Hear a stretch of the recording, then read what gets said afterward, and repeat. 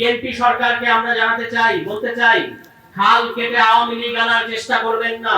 খাল কাটার নামে আপনাদের দলের লোকজনের যে খাই খাই আমরা চারিপাশে দেখতে পাচ্ছি, তাদের যে হাজার বছরের ক্ষুধা, তারা গাছ খেয়ে ফেলছে, তারা মাঠ খেয়ে ফেলছে, বালু খেয়ে ফেলতেছে, খাল খেয়ে ফেলছে। এই ক্ষুধার্ত দলীয় হায়নাদেরকে আপনাকে থামাইতে হবে।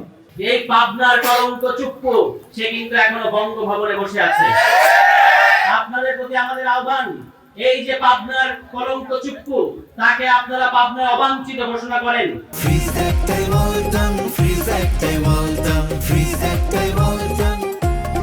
সন্ত্রাসীরা তারা বলেছে যে আমরা আসলে তারা এখানে গোপালগঞ্জ ঘটাবে। এখন আমরা তো ঝড় বৃষ্টি বাদলা সব মাথায় নিয়ে আসলাম, আপনারা কোথায়? এই সোশ্যাল মিডিয়ায় বসে বসে আমাদেরকে হুমকি ধামকি দিয়ে লাভ নাই। যখন আপনারা ছিলেন, আপনাদের চোখে চোখ রাঙিয়ে আমরা বাংলাদেশে ছিলাম। আজকে আপনারা নাই, কিন্তু আমরা ঠিকই আছি। ওই যে পাশের দেশ, অনেকে বলে যে তাদের হেডকোয়ার্টার, ওই হেডকোয়ার্টারের গর্তের মধ্যে থেকে আমাদেরকে হুমকি ধামকি দিয়ে কোনো লাভ হবে না।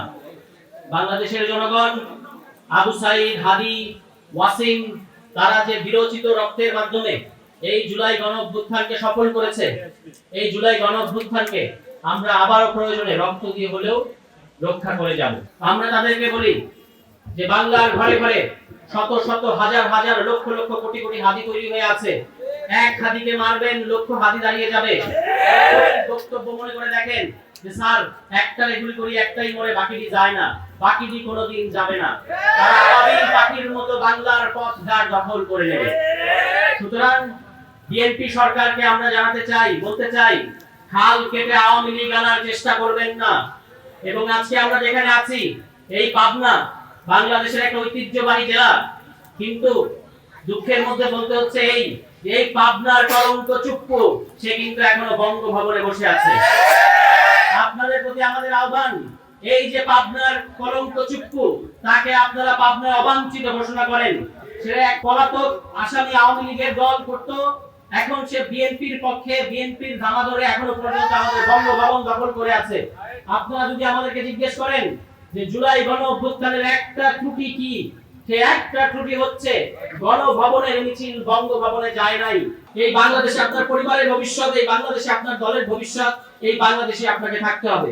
কাজে দুই জিয়ার সন্তান হিসেবে, শহীদ প্রেসিডেন্ট জিয়াউর রহমানের সন্তান হিসেবে, বেগম খালেদা জিয়ার সন্তান হিসেবে, যে সকল ভারতীয় এজেন্ট আপনার দলের ভেতরে, যে সকল ভারতীয় এজেন্ট আপনাকে আজকে সংস্কার এবং গণভোটের বিরুদ্ধে দাঁড় করিয়েছে, তাদেরকে চিহ্নিত করুন এবং তাদেরকে দ্রুত অপসারণ করে জনগণের যেটা চাওয়া, গণভোট বাস্তবায়ন, সংস্কার বাস্তবায়ন, পুলিশের সংস্কার, দুদকের সংস্কার, মানবাধিকারের সংস্কার, নাগরিক অধিকার, এগুলো আপনাকে নিশ্চিত করতে হবে। এগুলো আপনি নিশ্চিত না করে শুধু খালি মুখে, মিষ্টি মুখে হাসি দিয়ে আমাদেরকে আপনি সন্তুষ্ট করতে পারবেন না।